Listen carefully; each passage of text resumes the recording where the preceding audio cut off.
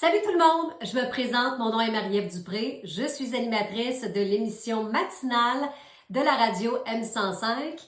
Je suis là depuis 15 ans le matin, 20 ans à M105 et 25 ans dans le monde de la radio et des communications. Je dis les communications parce que j'ai aussi fait de la télévision et maintenant de plus en plus de balados parce que la radio se transforme. Et c'est à l'invitation de vos enseignantes que je suis venue aujourd'hui vous parler de techniques d'animation, mais aussi de podcast ou de balado si vous le voulez bien. On va faire ça en plusieurs temps, puis je vais faire une allégorie avec être chef ou faire de la cuisine. C'est-à-dire que moi, aujourd'hui, je vais vous offrir une recette. Je vais vous donner des ingrédients. Vous, après, vous pouvez l'appliquer de A à Z. Ça peut fonctionner. Comme ça arrive des fois aussi que le gâteau ne lève pas, ça ne fonctionne pas. Dans ce temps-là, on recommence. Mais je vais aussi vous inviter à y mettre votre touche personnelle. Puis j'aime toujours donner le même exemple, c'est-à-dire un fameux pain aux bananes. Dans un pain aux bananes, il y a de la farine, il y a du lait, il y a généralement des bananes. C'est pour ça que ça s'appelle un pain aux bananes. Ça ressemble pas mal à ça, les ingrédients. Mais on peut le pimper de différentes façons. On peut changer le lait pour mettre du yogourt, du lait d'amande. On peut décider, j'ai oublié les œufs. On peut décider aussi qu'on met des pépites de chocolat, qu'on met des noix. Bref, on peut le jazzer un peu à notre couleur à nous. Puis c'est ce que je vais vous inviter à faire ensuite, une fois que je vous aurai donné la recette. Vous êtes prêts? Parfait! Alors, la première chose, c'est que vous voulez être entendu, pas juste écouté. C'est quoi la différence? La différence, c'est que vous ne voulez pas être un bruit de fond. Vous voulez aller capter l'attention de la personne qui vous écoute. Alors, la première question qu'il faut se poser, à qui je m'adresse? Puis ça, c'est vraiment important à qui je m'adresse parce que ça va vous permettre de déterminer quel type de mots vous allez choisir et aussi de quelle façon vous allez interpeller vos personnes, les gens qui vous écoutent. Si je parle de ma job à des ados versus je parle de ma job à des enfants de maternelle, je ne vais pas parler de la même façon, puis je ne vais pas utiliser les mêmes mots. Vous me comprenez, hein? Donc ça, c'est super important d'établir c'est qui est notre public.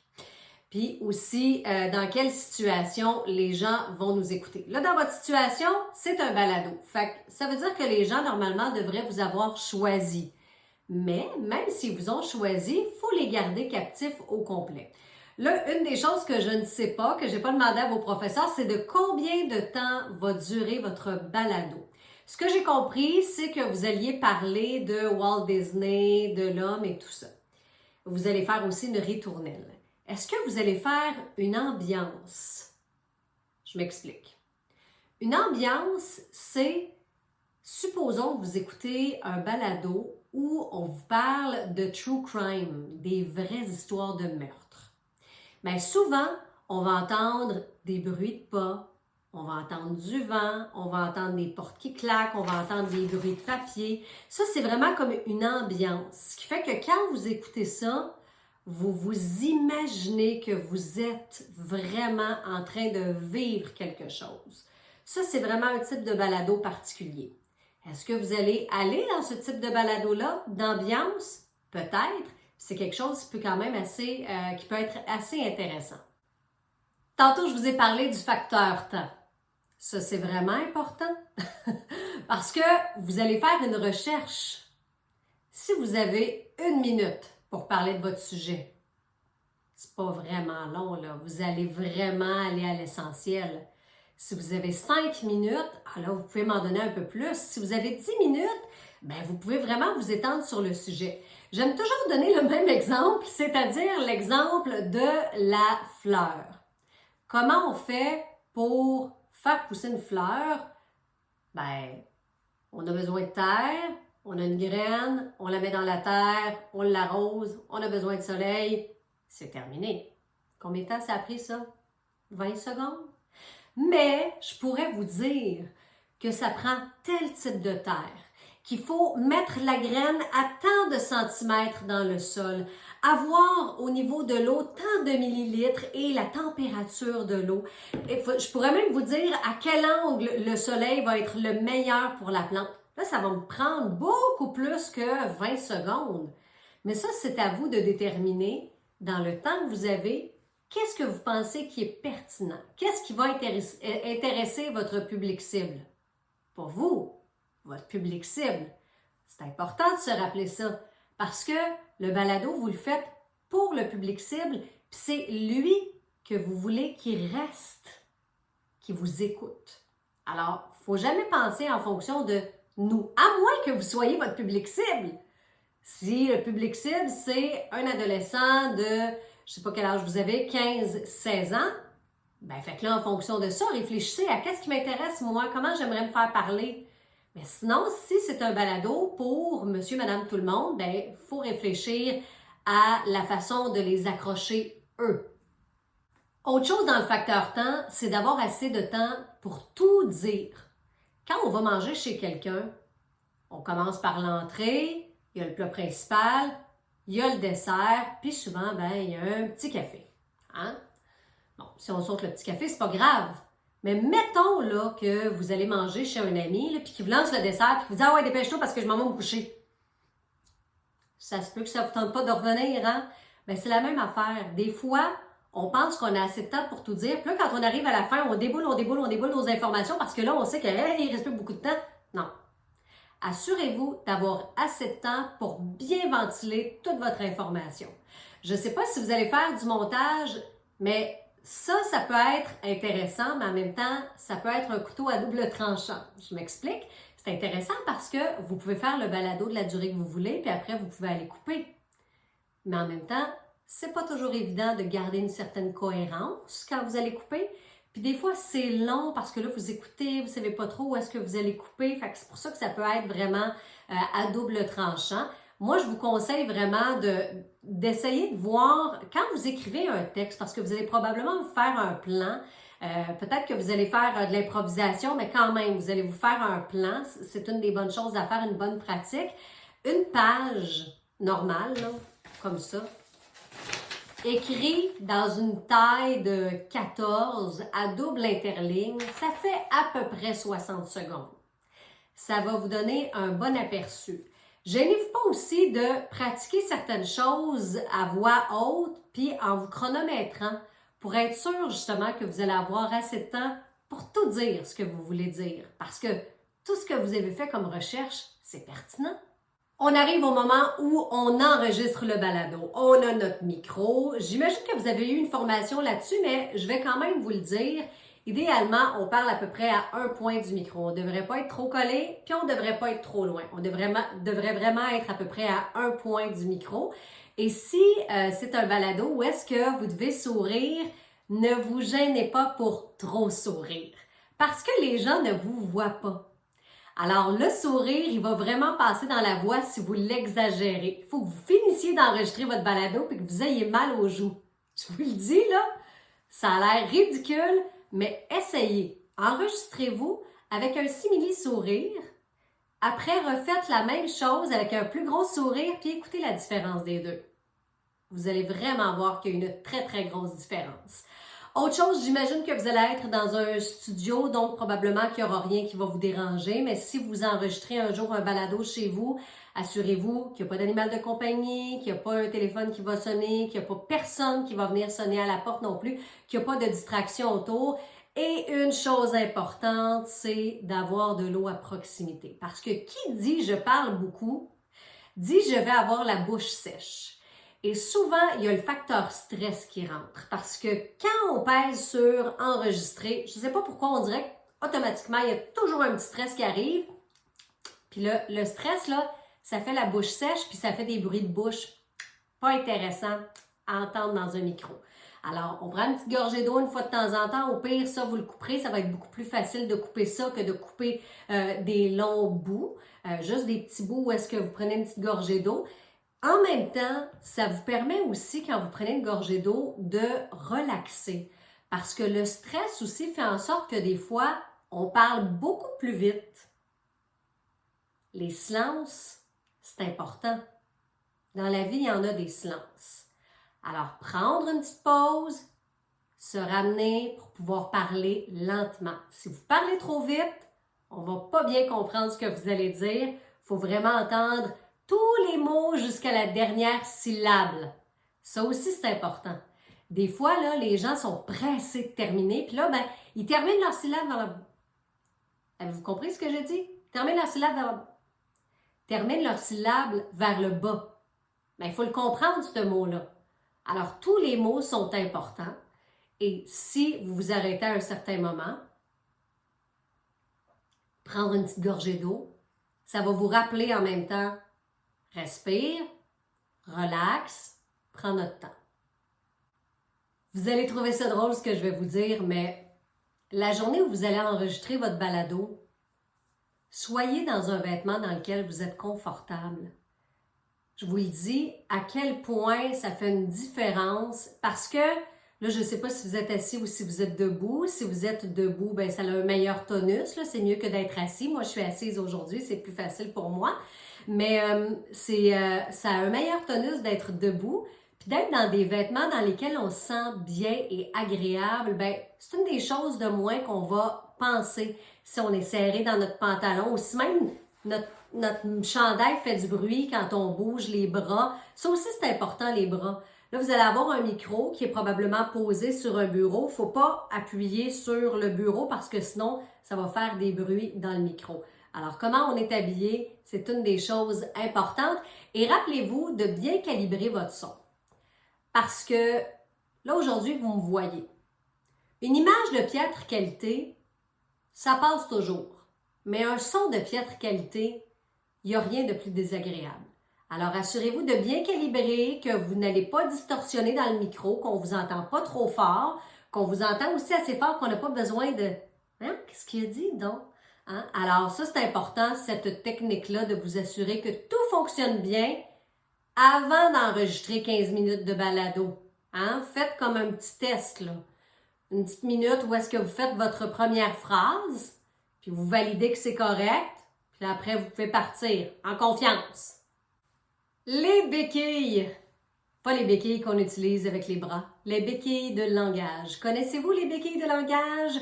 Les en fait, donc. Qu'est-ce que ça trahit? Ça trahit ou une mauvaise préparation ou un grand stress. Avoir un donc, un un en fait, dans 15 minutes, ça va. Mais je vous dis, j'ai déjà entendu en 15 minutes 30, 35 donc ou en fait ou Il faut en être conscient. Si vous en dites souvent puis que vous êtes conscientisé, à un moment donné, vous allez vous en rendre compte. Puis c'est juste de essayer de les proscrire, de les mettre de côté. Parce que ça devient facile de commencer chaque phrase par donc ou chaque phrase par en fait. Et c'est là que ça devient, comme je disais tantôt, une béquille de langage. Autre chose importante quand vous allez enregistrer votre balado, c'est, puis vous allez me dire, ouais, c'est pas si important. Peut-être, mais vous allez remarquer que votre balado va être probablement moins bon que ce que vous voudriez. C'est-à-dire de bien dormir la veille, d'être en forme, au niveau des émotions, de bien se sentir. Je vous le disais tantôt, il y a toujours un petit stress, mais si on est bien préparé, on devrait au niveau notre mental avoir confiance, ça devrait bien couler. On peut, je ne sais pas combien de fois vous avez le droit de reprendre. Vous pouvez peut-être reprendre une ou deux fois votre balado, mais je ne vous conseille pas de le faire trop souvent. Puis je vous explique pourquoi. Notre cerveau, c'est bien fait et en même temps, c'est mal fait. Si on envoie un message à notre cerveau puis on lui dit « Hey, tu peux reprendre », il ne sera jamais content, notre cerveau. Il va tout le temps vouloir recommencer et essayer de faire mieux. Moi, je vous conseille de le faire une première fois. Si vous êtes satisfait, refaites-le une deuxième fois juste pour être certain. Mais au-delà de ça, j'irai pas là. Dans un balado, on est rarement filmé, donc on ne voit pas comment vous bougez, mais c'est quand même important parce que votre bouche doit aller vers le micro. Alors, si vous tournez comme ça tout le temps, ça se peut qu'on ne vous entende pas toujours. Même chose si vous êtes comme ça sur votre chaise ou si vous faites aller votre jambe comme ça se peut que votre voix soit un peu tremblotante. Bref, contrôlez votre corps pour vous assurer de rester droit, pour que vraiment tout puisse sortir. Vous avez une feuille que vous allez lire? Mettez pas ça comme ça, là. Ça va tout obstruer ici. Mettez votre feuille devant vous, comme ça. Là, ça ici, vous voyez, c'est écrit en petites pattes de mouche. Très mauvaise idée. Il faut écrire en grosses lettres, puis comme je vous le disais tantôt, à double intervalle, pour pouvoir facilement vous repérer. Puis, vous pouvez même mettre des phrases ou des mots en couleur si vous voulez appuyer sur certains mots, mettre de l'emphase sur ce mot-là. Je vais revenir rapidement sur 3 choses dont je vous ai parlé tout à l'heure. Je vous ai parlé du sourire. Le sourire, une des choses que je n'ai pas dit tantôt qui est important, c'est que quand vous souriez, naturellement, ça envoie dans votre corps des hormones du bonheur et ça diminue votre stress. Vous en avez besoin. Quand on est stressé, ça se peut. Autre chose, je vous ai parlé tout à l'heure de la respiration. La respiration, oui, elle est bonne pour votre stress, elle est bonne aussi pour votre débit. Comment on prépare notre balado? Ben, il y a toujours une présentation au début, une ouverture, un développement, une conclusion et des fois, il y a un petit complément d'information ou même un tease de ce que va être le deuxième épisode s'il y a un deuxième épisode. Sinon, votre tease peut être au début. Un tease, c'est une accroche. Une accroche, c'est comme un hameçon ou, si vous aimez mieux en image, une carotte. Une carotte pour le cheval. Hein? Les chevaux, on leur met une petite carotte puis ils nous suivent. Hein? C'est à ça que ça sert un tease ou une accroche. Le tease au début de votre balado, ça peut être un super bon bout de votre balado que vous allez mettre en extrait. Un petit extrait de 15-20 secondes, mais qui nous donne envie d'écouter la suite. Une question ou un propos particulier ou le début de peut-être le dévoilement de quelque chose, mais vous ne dévoilez pas tout. Donc là, moi, j'ai envie de savoir. Alors, je reste. Et après l'amorce, là, vous vous présentez. Bonjour, ici telle personne pour le balado de telle affaire. Aujourd'hui, blablabla, blablabla. Vous installez votre sujet. À moins que ce soit un balado où est-ce que vous rentrez tout de suite dans une atmosphère, comme je vous parlais tout à l'heure. Je vais vous inviter avec vos professeurs à écouter différents types de balados. Il y a les pires moments de l'histoire que je trouve très intéressant, qui est un balado sur l'histoire, mais de façon très funky. Il y a aussi Bain libre. Ça, c'est un balado où est-ce qu'il y a 3 personnes qui parlent de sujets sur la famille. Il y a des balados qui peuvent être un peu plus informatifs dans le monde des assurances, dans le monde des finances. Non, ça se peut que ça vous intéresse pas, mais c'est intéressant quand même juste d'écouter pour voir comment eux construisent leur ouverture, leur fermeture, comment ils font vraiment tout le montage. Et quand il est question de balado avec une atmosphère, comme je vous disais tantôt, je vous invite à écouter L'ombre du doute. C'est vraiment des enquêtes non résolues qu'on va fouiller, puis c'est vraiment intéressant. Mais il faut aimer le style. Alors écoutez ces balados-là, écoutez comment ils sont construits. Vous pouvez même aller voir le balado de Marie-Claude Barrette, qui est plus un balado filmé. Quant à moi, ça manque un peu de... Vous le regarderez, là, c'est très, très, très naturel, mais on voit qu'il y a un peu... il y a moins de préparation, on va dire ça comme ça. Mais ça peut être le genre de balado qui vous intéresse aussi.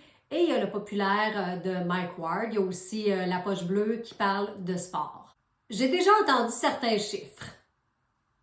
Je ne sais pas si c'est vrai, mais il semblerait que notre cerveau retient 10% de ce qu'on va lire dans notre tête, 20% de ce qu'on va entendre avec nos oreilles et 30% de ce qu'on va voir avec nos yeux. C'est pourquoi il est important, là dans votre cas, les gens vont vous entendre avec leur oreille, mais vous voulez aussi qu'ils voient. Et ça, c'est une des façons de les accrocher, c'est-à-dire d'utiliser des mots qui créent des images.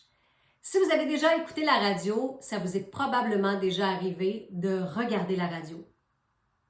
Il y a un blanc en ondes, il y a un fou rire, il y a quelque chose qui s'est dit, puis là, vous regardez la radio. Pourtant, vous savez très bien que vous n'allez rien voir là, il n'y a pas personne.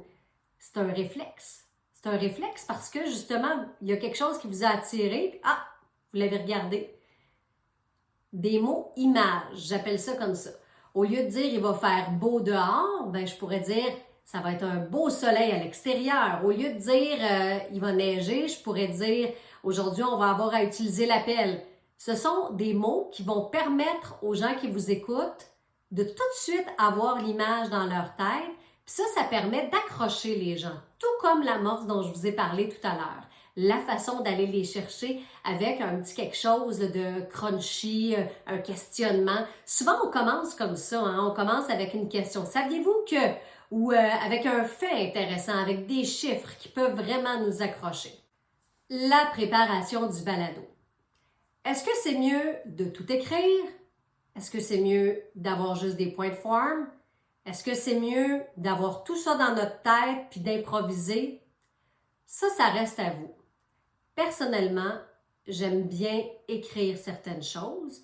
Comme ça fait plusieurs années que je fais de la radio et qu'on est plus qu'un dans l'équipe, on est 3, moi, mon collègue Jean et mon collègue Mathieu, on se relance souvent la balle. On n'écrit pas nécessairement toutes nos interventions, mais on sait où on s'en va. C'est-à-dire que pendant la chanson qui joue, on se dit « moi je vais dire ça, toi tu vas dire ça, je vais terminer comme ça ». Même chose quand je fais des balados. Souvent, je fais des balados avec des invités. Mes invités, je sais comment je vais les présenter. Je sais où est-ce que je vais aller leur poser certaines questions. Comment eux vont interagir et où je vais terminer mon intervention ou clôturer finalement le balado. Ce qui est important, c'est l'écoute active. Parce qu'on a beau avoir préparé toutes sortes de questions, si un jour vous faites un balado à plusieurs et que vous devez vous parler, c'est important d'écouter l'autre parce qu'il nous envoie des éléments importants. Puis si on est juste dans notre préparation, ce que j'ai écrit sur ma feuille, je dois le suivre à la lettre, on va manquer des choses. Un peu comme quand on est sur la route puis qu'on a notre GPS puis qu'on le suit vraiment sans regarder, ben ça se peut qu'il y ait une pancarte qui nous dise qu'il y a un musée intéressant là puis qu'on pourrait peut-être faire juste un petit détour puis aller voir ce musée-là avant de revenir. C'est vraiment super important, cette écoute active quand vous allez être avec quelqu'un. Et quand vous vous préparez, une des choses importantes, c'est de vous assurer, si vous avez des mots compliqués, d'être capable de les dire. Combien de fois on a entendu François Legault, notre premier ministre, avoir de la misère à dire CHSLD? Si vous avez de la misère à dire un mot comme celui-là, décortiquez-le. Décortiquez-le en plusieurs petits mots ou en plusieurs petites syllabes pour que ce soit beaucoup plus facile. Des fois, c'est des chiffres qui sont difficiles à dire. Même chose, on les décortique et on les pratique et ça va être beaucoup plus simple après. Quand on parle et que les gens ne nous voient pas, c'est un peu comme faire du théâtre pour un aveugle finalement, pour une personne non-voyante. C'est à vous de créer justement cette ambiance-là avec votre voix, avec les intonations. Les intonations. Si vous avez un texte directement devant vous, vous pouvez annoter votre texte de la façon qui vous convient. Moi, quand je veux mettre de l'emphase sur un mot, je le surligne. Si je veux faire une pause, je fais une petite barre sur le côté. Si je veux terminer mon mot vers le haut, je fais une flèche vers le haut. Alors que si je veux terminer vers le bas, je mets une flèche vers le bas. Je vais juste vous lire la même phrase, mais annotée différemment. Vous allez voir la différence. La phrase, c'est « À vous de trouver la façon qui vous convient ». À vous de trouver la façon qui vous convient. À vous de trouver la façon qui vous convient. À vous de trouver la façon qui vous convient. Avez-vous vu que j'ai mis l'emphase pas toujours sur le même mot? J'ai tout le temps dit la même chose pourtant. Quel mot est important dans ce que vous avez à dire? Où est-ce que vous voulez mettre de l'emphase? Comment vous voulez jouer avec votre voix? Parce que j'aurais pu aussi dire à vous de trouver la façon qui vous convient. Ou à vous de trouver la façon qui vous convient. Je dis la même chose, mais le ton n'est pas le même, donc je ne véhicule pas la même information. Pas la même information, plutôt la même émotion. En terminant, ce qu'on veut, c'est être entendu. pas juste écouter. Il faut bien se préparer, il faut avoir une bonne amorce, une bonne accroche, un bon tease dès le départ. Il faut avoir des images, des mots qui évoquent des images. Évaluer notre public, savoir à qui on va parler, quel genre de balado on veut faire, choisir notre ton ainsi que les mots qu'on va employer selon notre public, mais aussi selon le style de balado qu'on va présenter. Évaluer la durée qu'on a pour faire notre balado pour avoir le temps de tout dire, peut-être même mettre des effets sonores, de la musique, synthétiser l'information. Quand vous faites votre recherche, là, ça veut dire choisir ce qui est le pertinent, un peu comme notre fleur. Est-ce que vous voulez juste dire la première façon facile de la planter ou vous voulez donner plus d'informations? Et enfin, bien préparer votre ouverture, mais aussi votre fermeture. Parce que dans une course, le gagnant, c'est celui qui complète la course. J'espère que ça vous a aidé. Si vous avez des questions, si vous voulez m'envoyer des commentaires même sur ce que je vous ai donné comme truc, n'hésitez pas à m'écrire. Ça va me faire plaisir de vous écrire et de vous répondre. Mon adresse, marie@m105.ca. J'espère que vous allez avoir beaucoup de plaisir à faire du balado parce que moi, je trouve que c'est vraiment génial. Merci de votre écoute.